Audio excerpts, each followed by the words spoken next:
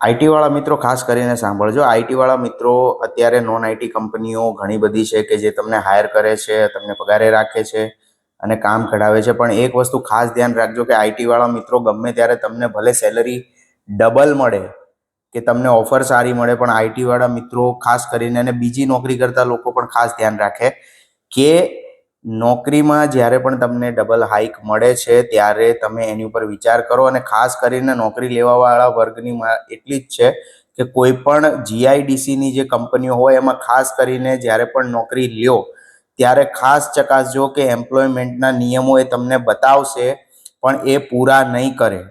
આ બહુ ખૂબ જ કડવી વાત છે અને સત્ય છે કે 90% કંપનીઓ એવી છે કે જે સારી છે, કરોડોનું ટર્નઓવર કરે છે, પ્રાઇવેટ લિમિટેડ છે, પણ જ્યારે તમે એ ઓફર કરે છે ત્યારે તમને સારું લાગે છે, પણ જ્યારે તમે અહીંયા જોબ કરો છો ત્યારે એ નિયમના માત્ર કાગળ ઉપર હોય છે, એક પણ અમલ થતો નથી. ને ઉપરથી જ્યારે પણ તમારે પ્રોપર ડોક્યુમેન્ટેશન જોઈતું હોય જીઆઈડીસીની કંપનીઓ આપતી નથી.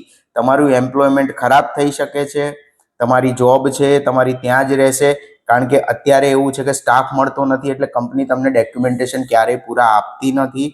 પ્લસ હું એ ઉમેરવા માંગીશ કે જે પણ જીઆઈડીસીની કંપનીઓમાં ખાસ ધ્યાન રાખજો, પ્રોફેશનલ જોબ કરતા હોય કે તમે કોઈ પણ બીજું કામ કરતા હોય, જીઆઈડીસીની કંપનીઓમાં તમારે એ ધ્યાન રાખવાનું છે કે જ્યારે તમને ઓફર કરે ત્યારે ડોક્યુમેન્ટેશન પૂરા લેજો, બધી વાતની ક્લેરિટી કરજો અને પછી જજો. કારણ કે એમાં ઘણા બધા લૂપ હોલ્સ છે અને તમે ત્યાં જશો પછી તમને ડોક્યુમેન્ટેશન પૂરા નથી કરતા, પ્લસ 2-3 વર્ષ થાય તો સેલરી ઇન્ક્રીઝ નથી કરતા, તમારી પાસે ડોક્યુમેન્ટ નથી હોતા એટલે તમે નીકળી નથી શકતા.